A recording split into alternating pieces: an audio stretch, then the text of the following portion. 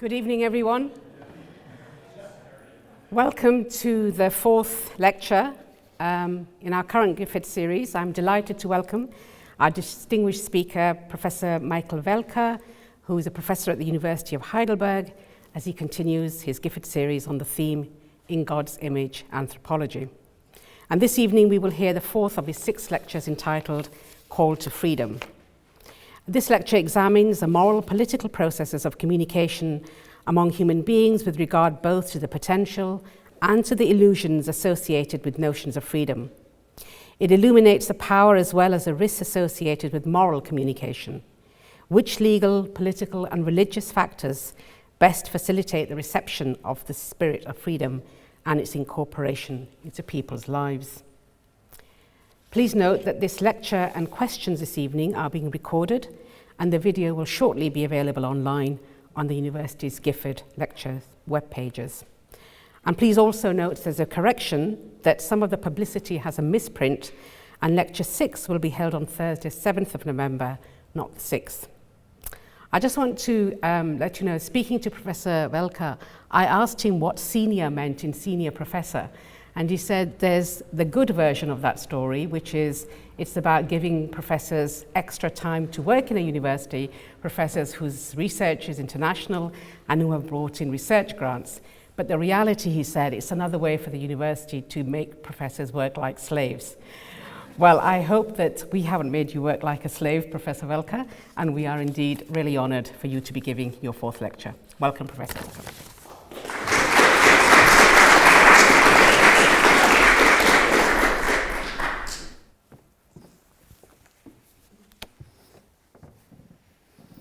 I think the truth about the senior professor is that you can work beyond your retirement as much as you wish. Call to freedom.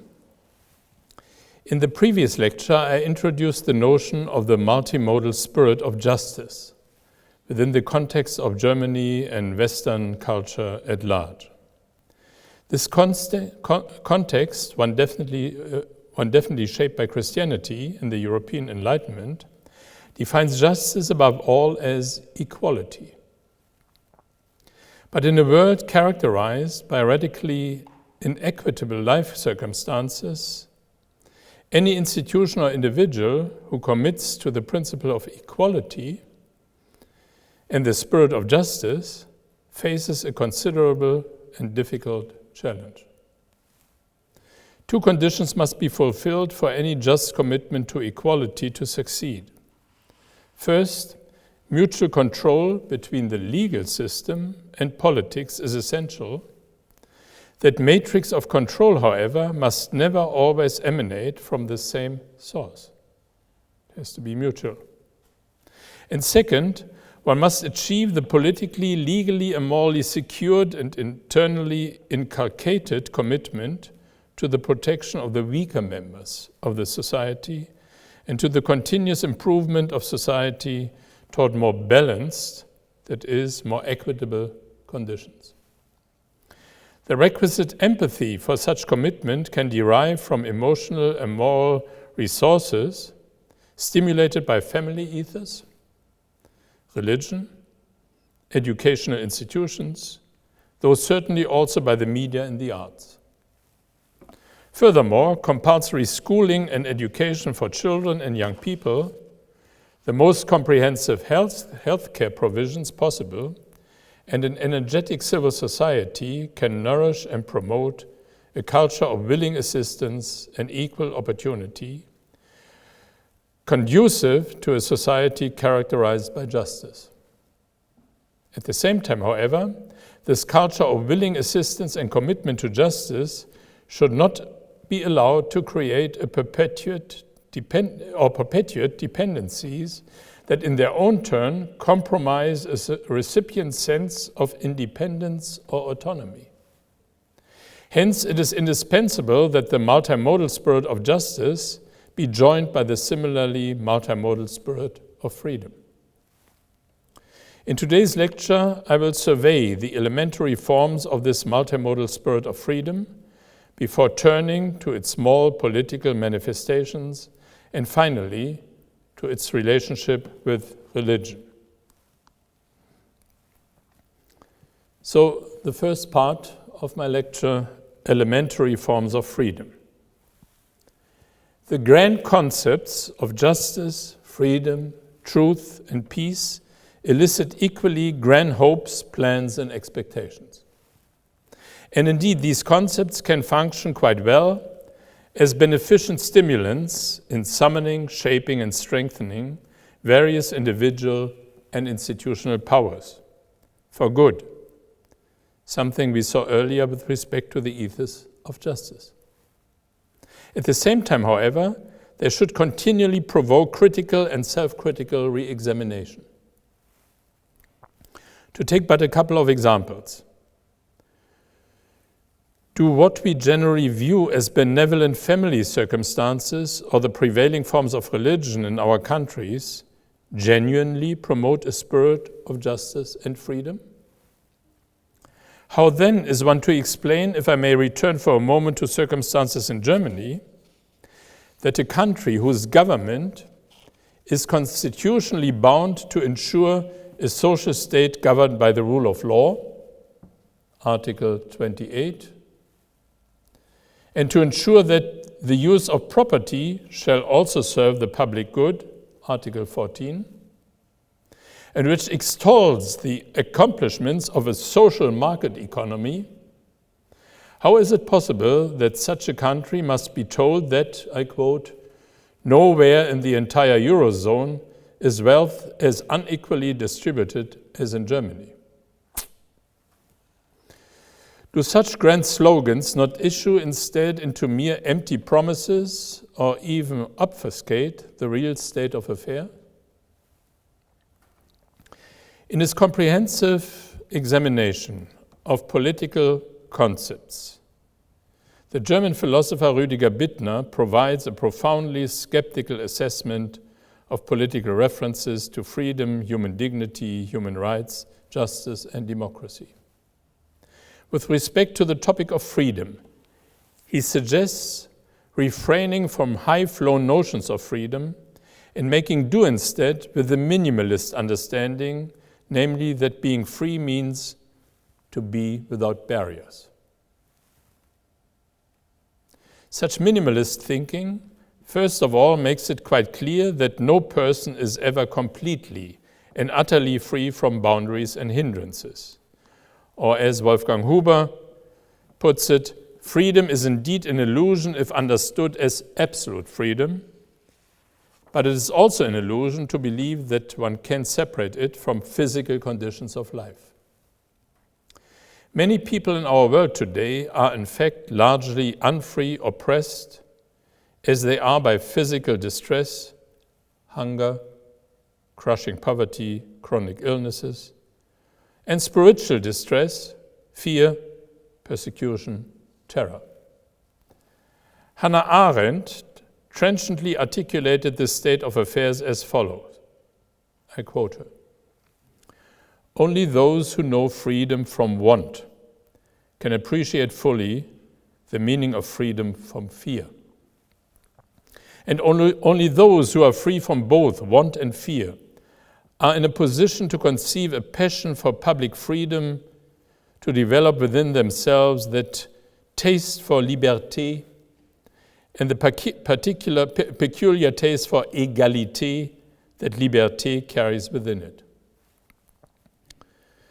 But it is not just those living in distress and fear who enjoy hardly any freedoms, but also those who, though indeed living in environments allowing a person to live largely free of distress and fear, have nonetheless maneuvered themselves into situations of acute lack of freedom as a result, for example, of addiction or ideological seduction.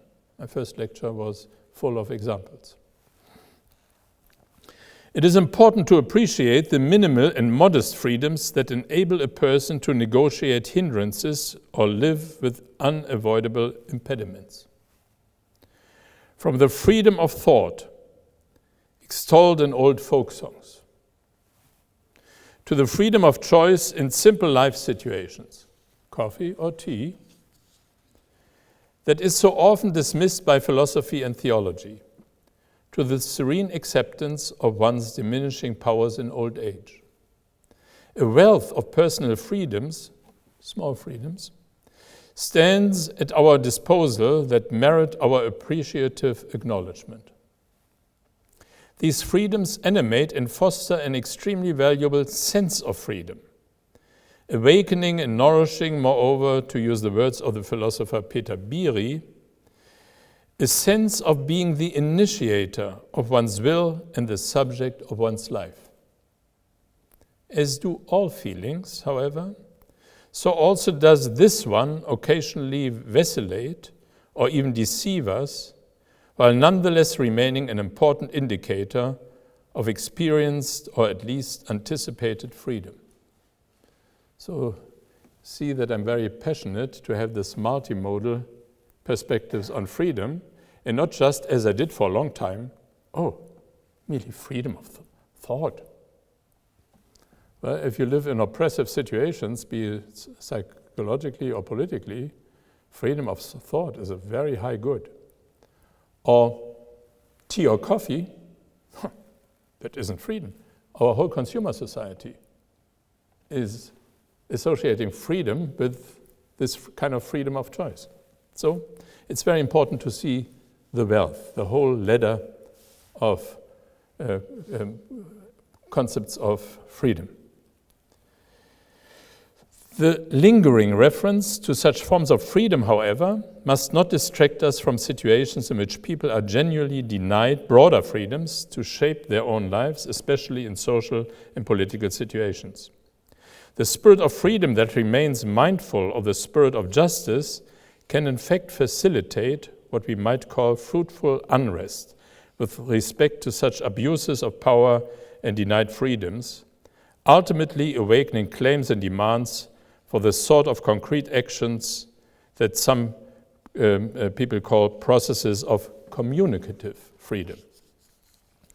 Such stimuli are crucial in preventing a rigorous commitment and struggle against all forms of open and concealed slavery, from weakening or even from being abandoned out of resignation.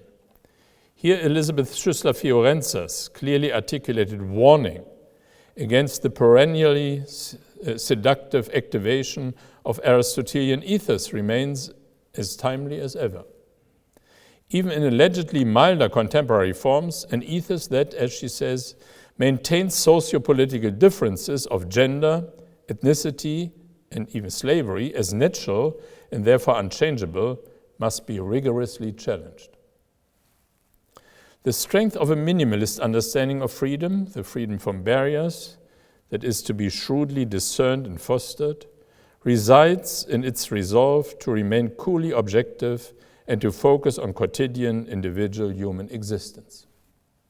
Yet even such admittedly valuable concentration on the more modest or most modest personal forms of freedom becomes precarious when one associates them with any and all actions, as does Rüdiger Bittner. He writes, "For everything we do actually curtails and expands the freedom of those with whom we live. We are constantly in one another's way, and yet also constantly steadying the ladder for one another." But does such a view not trivialize the concept of barriers and hindrances and demote freedom itself to the notion of cautiously making one's way?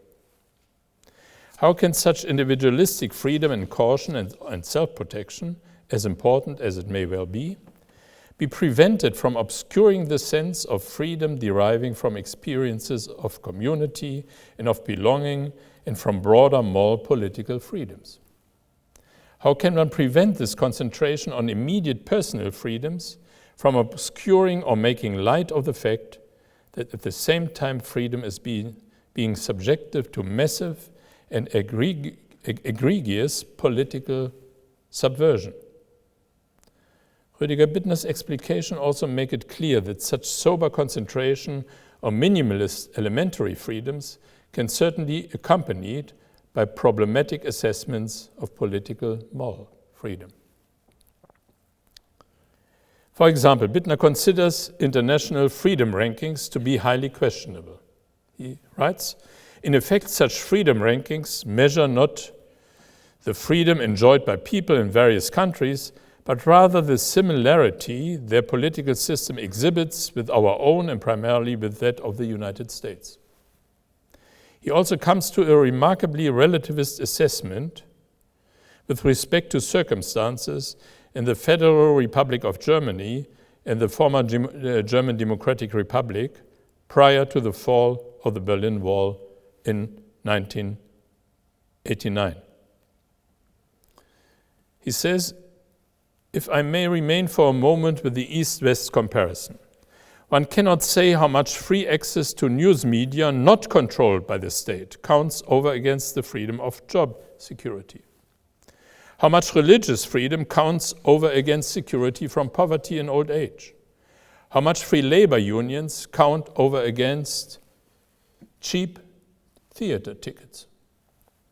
Bittner finds different countries offering differently supplied baskets of average freedoms, and seems to maintain that one's preference of one such freedom mix, as he calls them, over another is ultimately simply a matter of opinion and taste.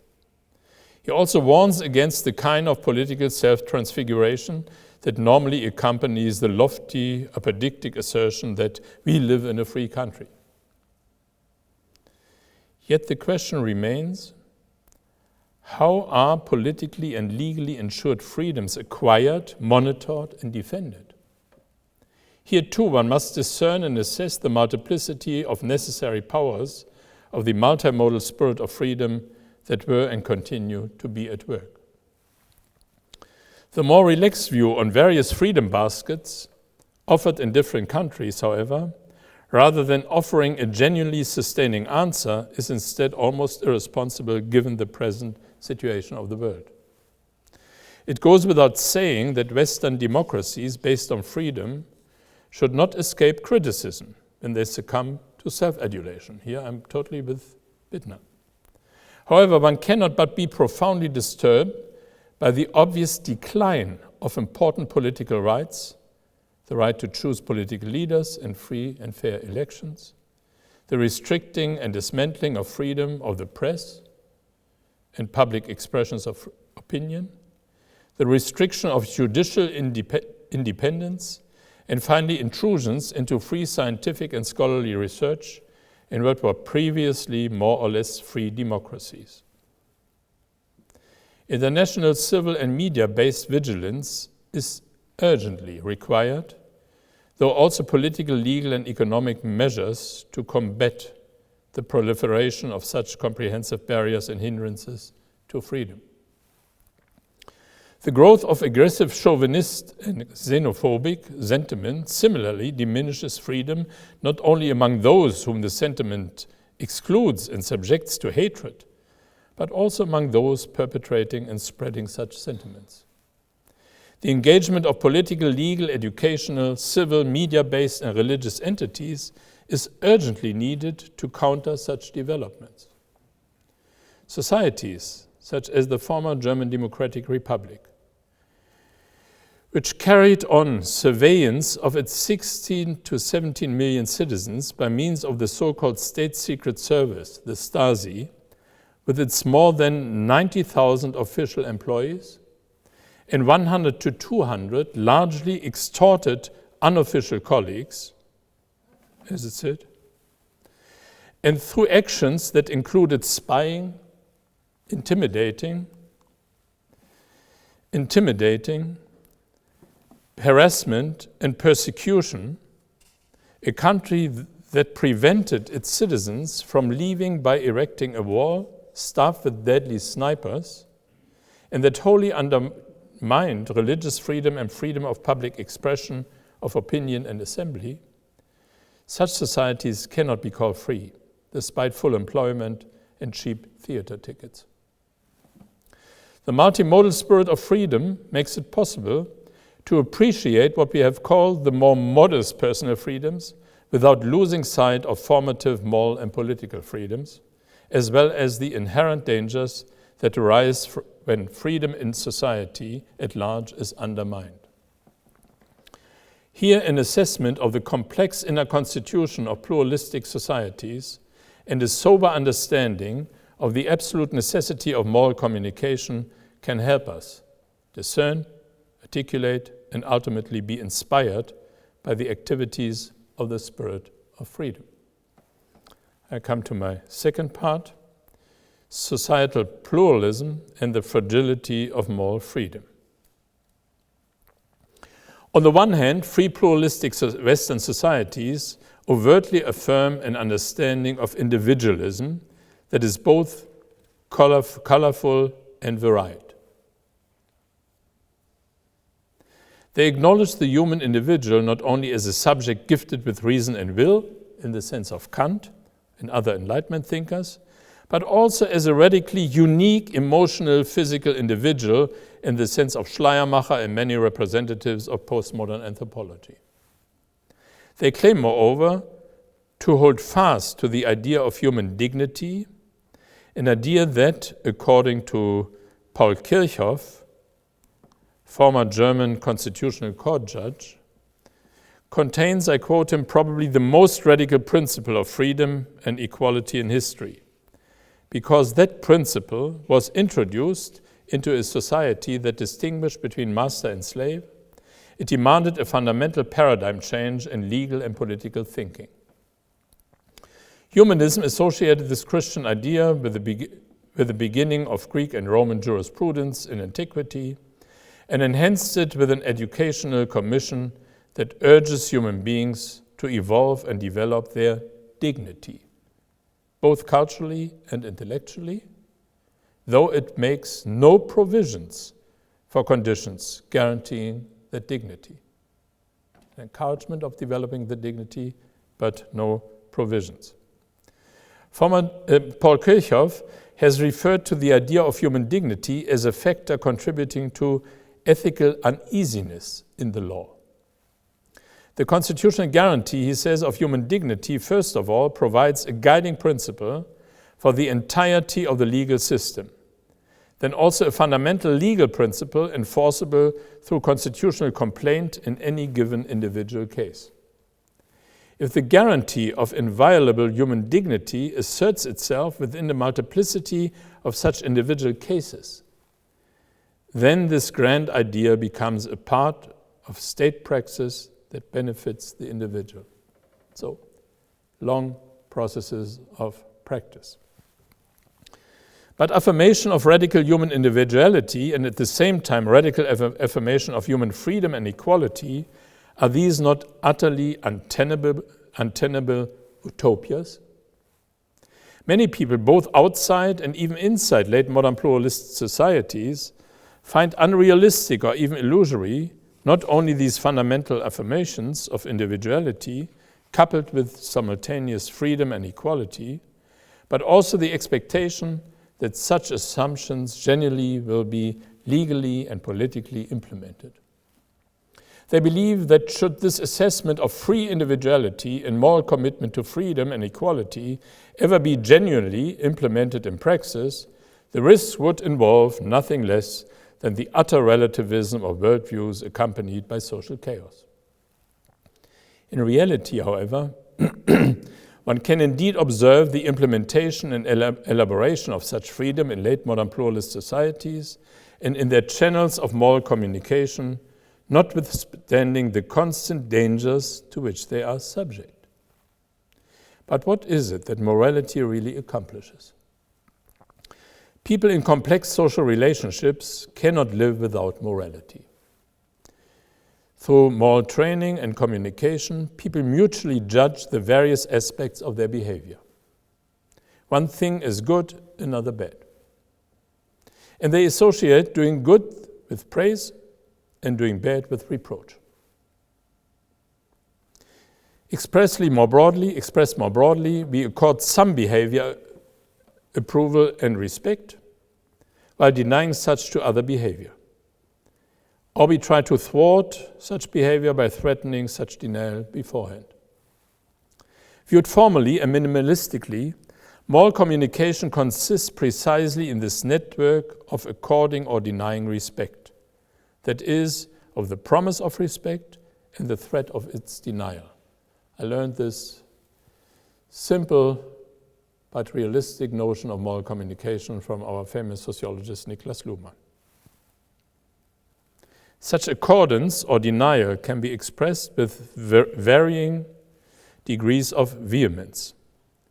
We can coolly acknowledge that members of our family, our friends, or our colleagues are friendly and reliable, keep their promises and appointments. Such behavior constitutes the minimal expectations with respect to moral content. But we can also be delightfully surprised at the behavior and action of others. In that case, respect in the sense of acknowledgement or observation turns into admiration, esteem, or even joy. But we can also be deceived and disappointed. Such experiences can generate caution, mistrust, and bitterness. The worst cases, however, can cause enduring moral conflicts. Instead of simply diverging, our opinions and convictions enduringly collide. The indispensable element of mutual assessment and conclusions turn into harsh, often malevolent judgment and condemnation. In such cases, moral communication is clearly derailed. So, I argue for a realistic understanding of moral communication. Where we see moral communication is giving, withdrawing respect, promising respect, threatening, and respect can go from cool observation to grand admiration. So a whole ladder of different forms, multimodal spirit of morals. The indispensability of moral communication prompts many people to believe somewhat naively that morality as such is invariably and always good. But that is a grievous misunderstanding.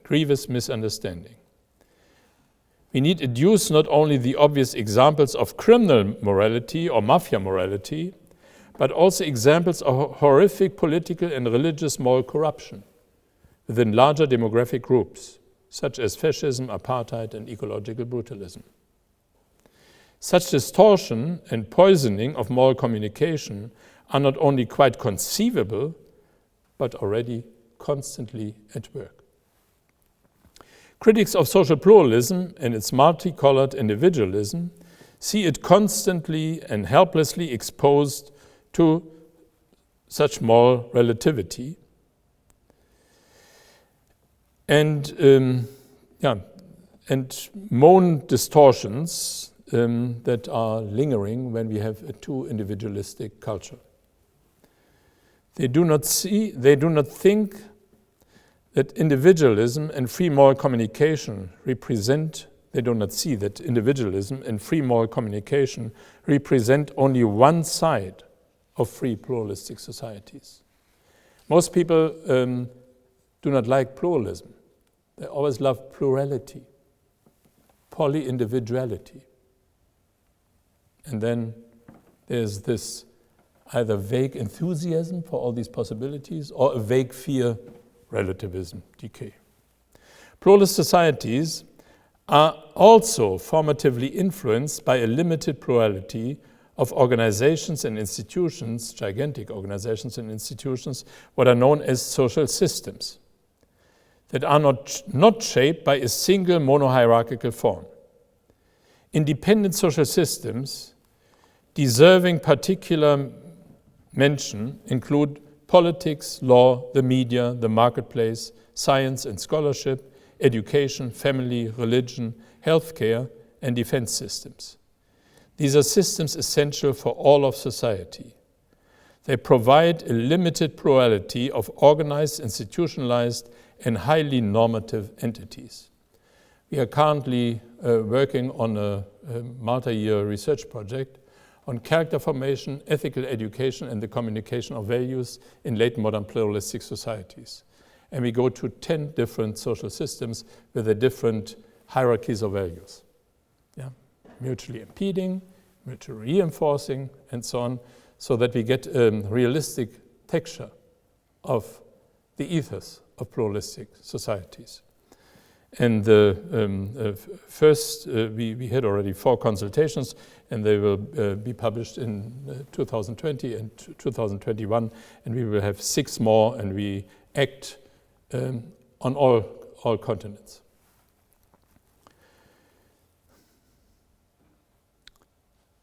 So these systems, essential for all society, provide a limited plurality of organized, institutionalized, highly normative entities, individuals with or without professional ties, individual moral representatives and representatives of public moral at large, within what are known as civil groups and associations, must deal with these social systems. Because these social systems are indeed aware that they are indispensable for the broader social community to flourish, they are keen on defending their internal structures in each and every one of their operations. So, high normativity, we are indispensable, so we have to defend our operations. Yeah. When you want economy not to flourish, making monetary success, sorry, you are in the wrong room. The division and balance of power that such entities develop within affirmed pluralistic societies function in a multipolar and multimodal fashion to stimulate and foster freedom at various levels. This more or less successful process of mutual correctives between social systems and their ongoing dealings with the moral engagements of individuals and their civil alliances within society is accompanied by a high degree of social freedom whose value simply cannot be overestimated. I think this enormous division of powers that we have in our society provides a risky, but also a very precious realm of freedom. The impressive and ambitious cycle of power within pluralist societies represents a sublime, but unfortunately highly endangered possession, something immediately evident not only in perennial attempts on the international stage by political, religious, or military powers to control public activities within civil society and to object the other social systems on their own hierarchical control. There's always this intention to control. Yeah. Let's get us mono-hierarchical, stratified forms of order. Then everything is okay. It is in more creeping fashion that forces set in motion by the marketplace, the media, and technology are able to distort the balances of power in pluralist societies. One obvious subversive power in this sense is, as Habermas nicely formulated, the accumulation of indoctrinated masses that are seduced by populist leaders. Our first lecture. Which many populists welcome and which, as seen in my first lecture, is ultimately responsible for the miseries of totalitarianism. Hannah Arendt also quite accurately discerned the dangers of a potential erosion of civil powers and institutions through epidemic egoism, conformism fostered by both politics and the media, and an enduring weakening of the influence of the family and education. And finally, it is not least the deforming intrusion into civil organizations by the social systems that constitute a subversive threat. Jürgen Habermas issued a trenchant warning against these, as he put it, system paternalism intrusions. He draws attention not only to the imminent dangers of a supervision state, but also to the destructive relationships between the electronic mass media and civil powers. Mass media manage, as Habermas puts it, to impose their power structures on the public sphere by a careful selection of topics, the repression of other topics, and the creation of illusory participation. He remarks, I quote him, "The sociology of mass communications conveys a skeptical impression of the power-ridden, mass media-dominated public spheres in Western democracies. Social movements, citizen initiatives and forums, political and other associations, in short, the groupings of civil society, are indeed sensitive to problems, but the signal they send out and the impulses they give are generally too weak to initiate learning processes or redirect decision-making in the political system in the short run." His extremely pessimistic assessment is that such associations certainly do not represent the most conspicuous element of a public sphere dominated by mass media and large agencies, observed by market and opinion research, and inundated by the public relations work, propaganda and advertising of political parties and groups. Habermas believes that the processes of moral communication simply are not up to the task of providing the necessary formative impulses, for their efforts to demand that social systems promote justice and freedom are variously weakened. But what role does religion now play in this extraordinary complex description of the power cycle within free pluralist societies? So as you see, I try to offer you a very sober understanding.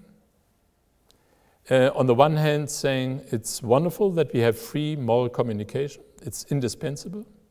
But it's very important to see what value hierarchies are guiding the moral communications. And then to look in our society and see that we have these multi-systemic structures that impose value hierarchies. And with good reasons defend their value hierarchies, or often with good reasons. But then they often cause moral distortions and complicated steerings of societal life. So my third point, the power of religion, but of what sort?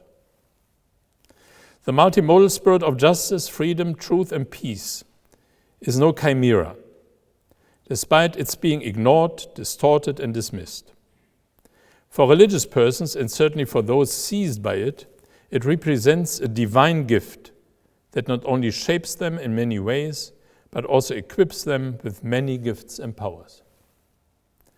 At the end of the previous lecture, I drew attention especially to the religious emphasis on the enormous breadth of human existence, to the capacity of religious thinking to encompass broad temporal horizons, and in that context also to the religious potential for strengthening the multimodal activity of the spirit on behalf of justice and protection of the weak.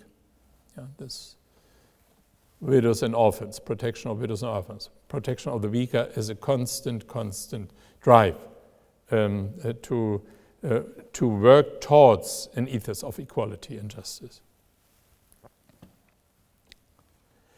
I must unfortunately dash any expectation that at the end of this present lecture I might proceed similarly by emphasizing the institutional and moral power of religion as a guarantee of unconditionally good morality and as an impetus for promoting the spirit of freedom. Sorry, another sober element. For proceeding thus would almost constitute gross negligence. Allow me to explain. One must not, of course, underestimate the enormous institutional power of religion despite the plethora of announcement of its demise and decline in today's world. Its considerable potential for serving as a source of power for healthy morality and for freedom, however, is by no means guaranteed simply by virtue of its institutional status. Slightly varying statistics suggest that 84% of the world's inhabitants currently belong, with varying degrees of engagement, to a religious community. 84%. A number that statistics also predict might even increase to 87% over the next few decades. The question frequently raised 20 years ago, and not just by politicians, namely whether humankind would be moving into a future with or without religion, has shifted slightly to the question whether we will be moving into a future with cultivated or uncultivated religiosity. Uncultivated meaning tyrannical or chaotic religiosity. Almost a third of the world's present population currently professes Christianity.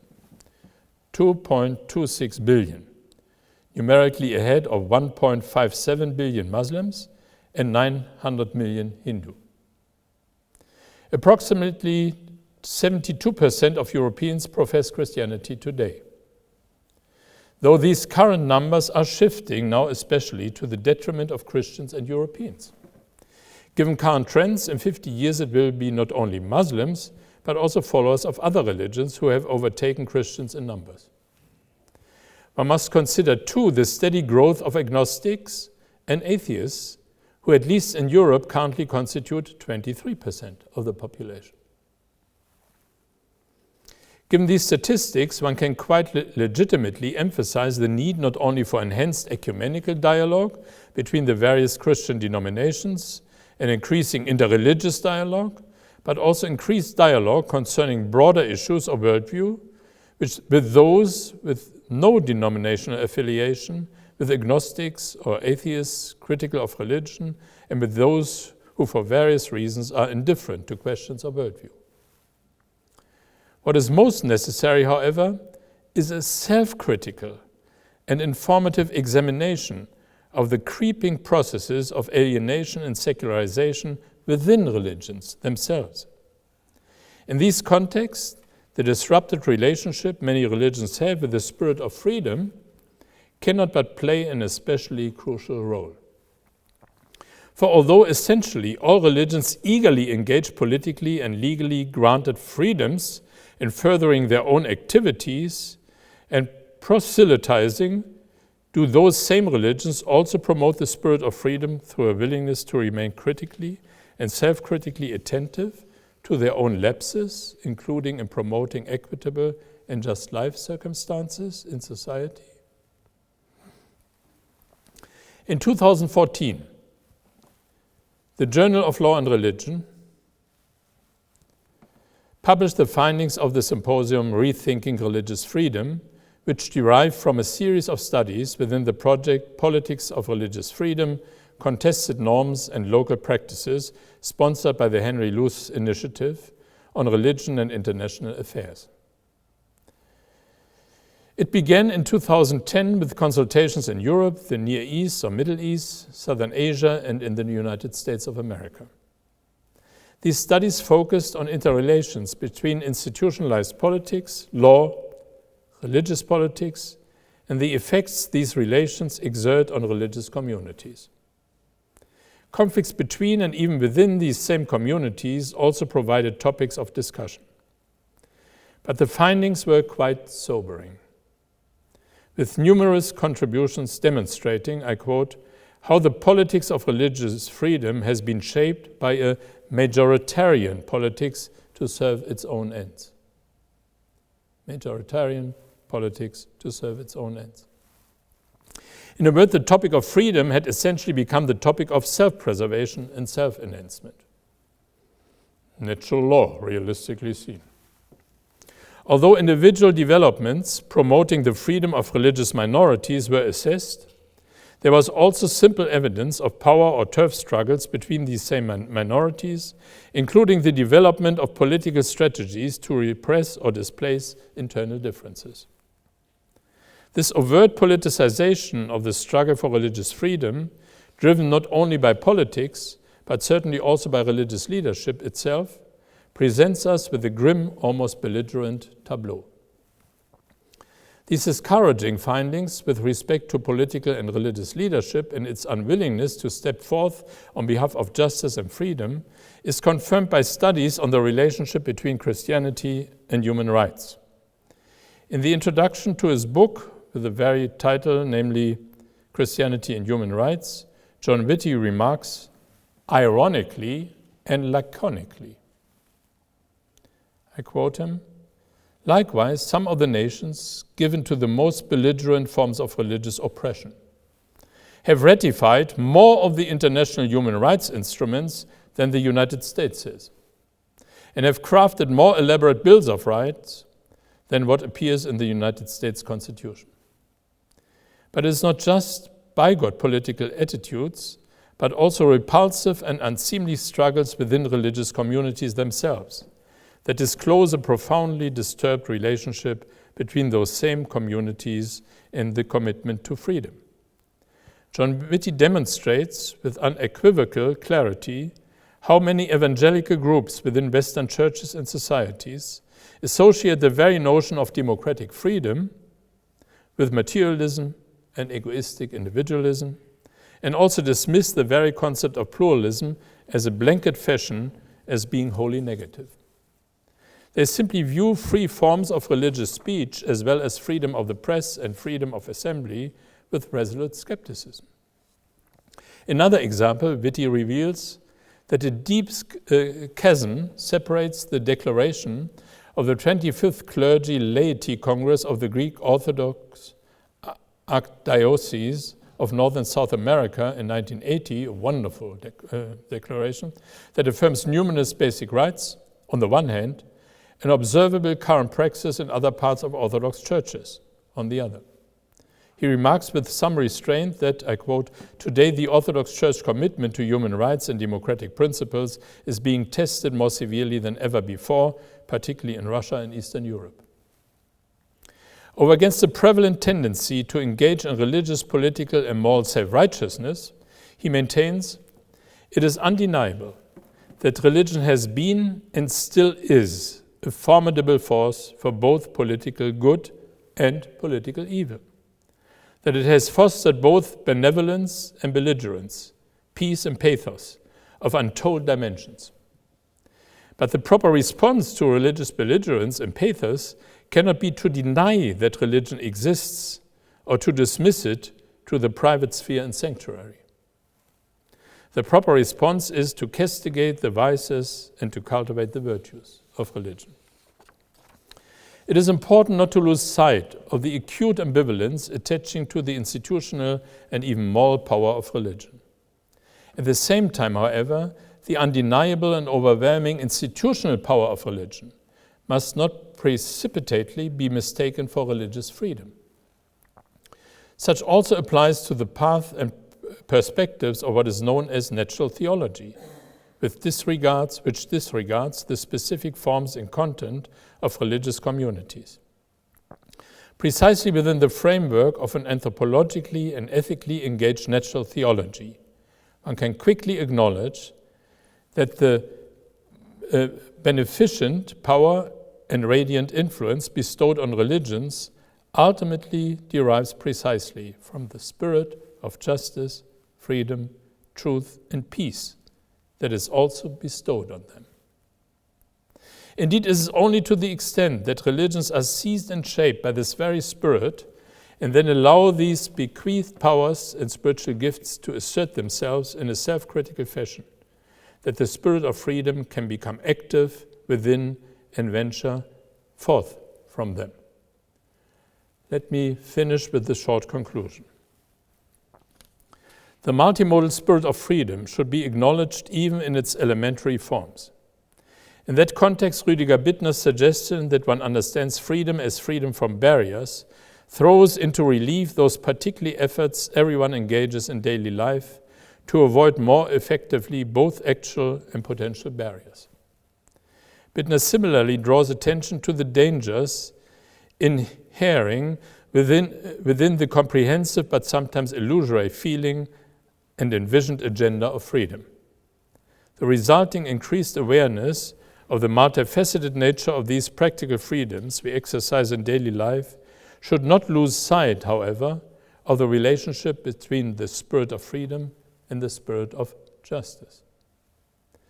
This challenge requires that one seek political and moral means of shaping the agenda of freedom within society, including at the level of civil society, in order to better deal with the more compact forms of social subversions of freedom. Here, the important, limited, but also potentially illusory possibilities of freedom within pluralist societies and their channels of moral communication play a significant role.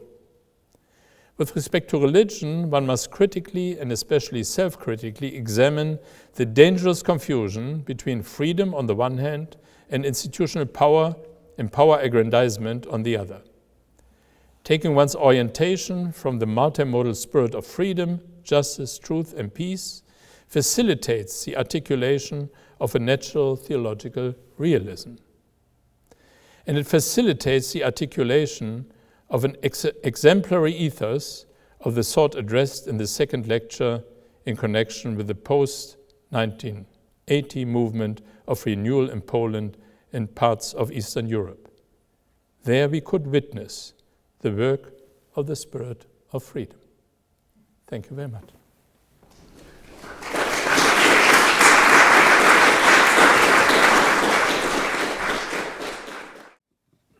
Thank you again, Dr. Belker, for your lecture today. I was wondering if you could talk about how maybe different and competing conceptions of freedom play out in a modal or a pluralist society, and how is the modal picture of justice regulate those competing claims of freedom, or how would that play out in your view? Yeah. What I would like to unfold in these lectures is that the multimodal spirit brings together these forms. That the strive for justice, in all the broad spectrum that I try to explain, is most important to develop sound form of freedom. That good morals have to foster a sense of justice and equality, otherwise they destroy themselves. That religions play a crucial role in supporting these forms. I told you that these forms, the care for the weak in society and connecting justice and mercy, is already 4,000 years old as witnessed by documents, but then plays an important role in the biblical traditions and also in other faith traditions. So I think it is very important to bring these spirits together. Yeah? Otherwise, freedom can run wild and crazy, as many people fear. And I also warned against this notion that religion as such, by aggrandizing their power, will work automatically for freedom. They sadly do not. Some forms do, but others do not. And I think it is very important to have a clear discernment, discerning the spirits, what kind of spirits are at work, what kind of spirits are active. And I think that is, at the moment, media and others talk us into the dwindling influence of religions. This is not the case. Yeah? So we see a strong secularization in parts of Western and Northern Europe, right? We see a growing secularization in America, and I think that the alliance between Trump and the evangelicals do a lot of that to press people into the position of the nuns. Yeah? So for a long time we thought, okay, Europe is 70% plus, US is 80% plus, Latin America 90% plus, Africa beyond 90%. We see 60% of the Russians going back into the church. We see enormous religious developments in India and China and so on and so on. So we everything is all right. It's a complicated picture.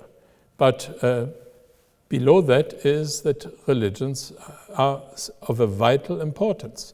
And the quality of religion is crucial.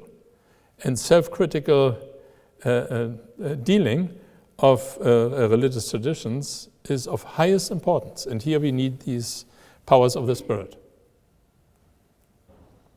But I agree totally, Spirit of Justice, and tomorrow it will be the Academy of Science and the Spirit of Truth, and the enormous importance also to bring in the truth issue.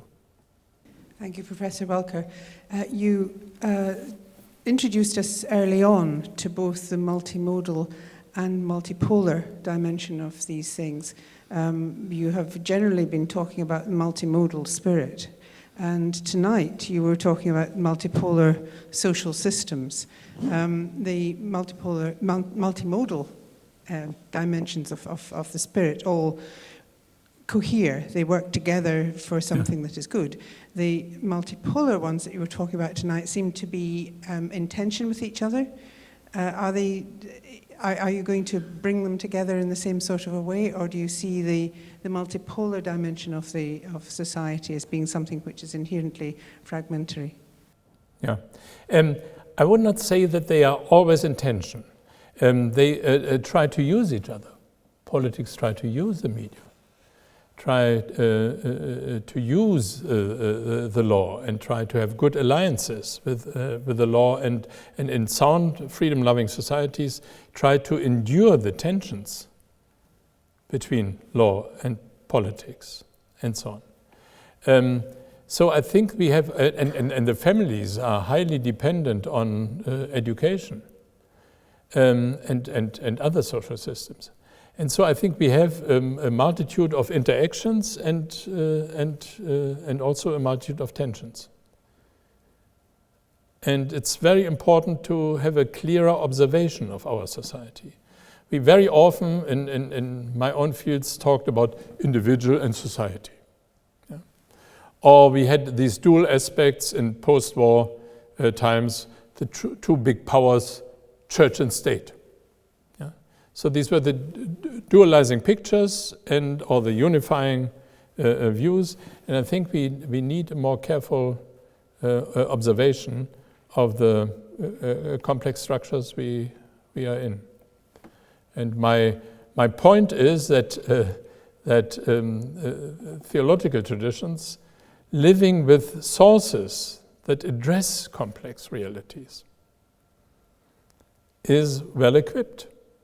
But in a way we trained ourselves or we numbed ourselves by abstract theism, everything dependent, got the all-determining subject, and people say, thank you, I don't believe it. Or me and my inner other, the subjectivist form.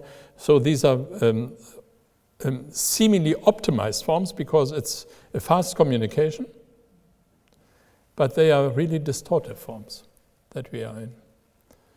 And I always said, look at the biblical traditions. Religion develops under global powers. Stress of global powers. Egypt, Assur, Babel, Persian, Greek, Romans. When we say today, oh, globalization, it's so hard, a good religion starts thinking when it's oppressed by global powers. Yeah? But in a way, our more popular religiosity has not really taken steps with these. And our loss of religious literacy then added it greatly to these problems. And in a way, I would like to encourage also the, how did Schleiermacher say, die Gebildeten, the educated among the despisers, with the notion of the spirit, to have a look at these richnesses of religious traditions and also the high importance of having a more nuanced perspective on the textures of our societies. Michael, for another fine lecture. You touched upon, when you mentioned briefly with Hannah Arendt, you touched very briefly on the fundamental notion of freedom from want. Yeah. But you sort of let that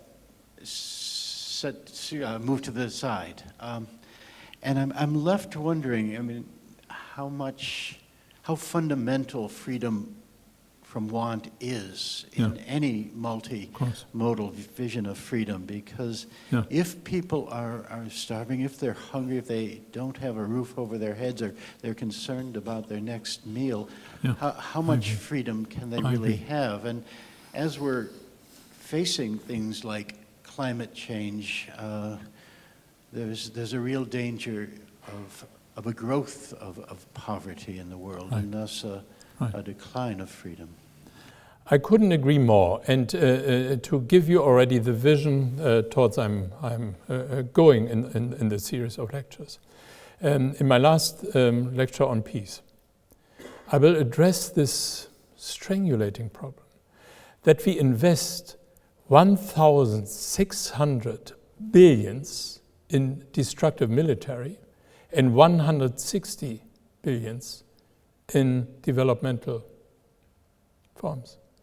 And I would argue, without being a whole pacifist, I think we need to defend borders and also frighten away aggressors, but we have to reshift this. We have to work on a transformation where we can address these issues. But I do not want to already take out the the interest of the whole lecture series. But what I would like to show is that we have a very compact notion of the spirit that has the potential to get us into the direction of the Imago Dei. But the challenges are enormous, and it's very important to be honest and sober with these gigantic challenges.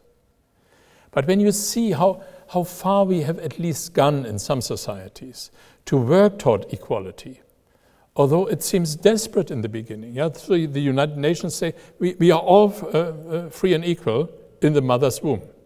Okay, in the mother's womb, maybe, but even there it is already a problem of nourishment and environmental conditions and so on and so on. But as soon as we leave, inequality all over. But yet, political and legal and educational and other forces, religious forces, say we want to work against it. And in a way, we have come a long way. You ask, is there progress? And I would say in the long run, thank God, there is progress. And even if we see still slavery on the planet, I think the public declaration, slavery will be banished, is very, very important. And also these, I said Hannah Arendt's natality is a wonderful vision, but look at these billion children in one or the other form severely disabled. Still, we are working on these frontiers. And we can try to speed up or try to help to speed up and try to convince the different social powers, and we have to address them in a different way. We cannot expect everything from every social system. In a way, with natural theology, you are in this happy situation to have to be a generalist perspective that draws on political, sociological, theological, philosophical, religious, and other resources. But I think when we go active for active changes, it is very important to see what can we expect from what social system. And I have a deep, deep conviction that basically most people want to do good. Yeah, they have a naive sense of I do not want to do harm to other people. But then, of course, the rationalities of the market, the rationalities of this system and that system dominate, and we have to find modes of encouraging them to use their sources to contribute to the common good and to the powers of justice, freedom, truth, and peace. Most people want to do good. I think that's a great place to end the evening on that noble thought. Please do join us again tomorrow evening at 5:30 for the 5th lecture, but let's end the evening by thanking Professor Welker once more.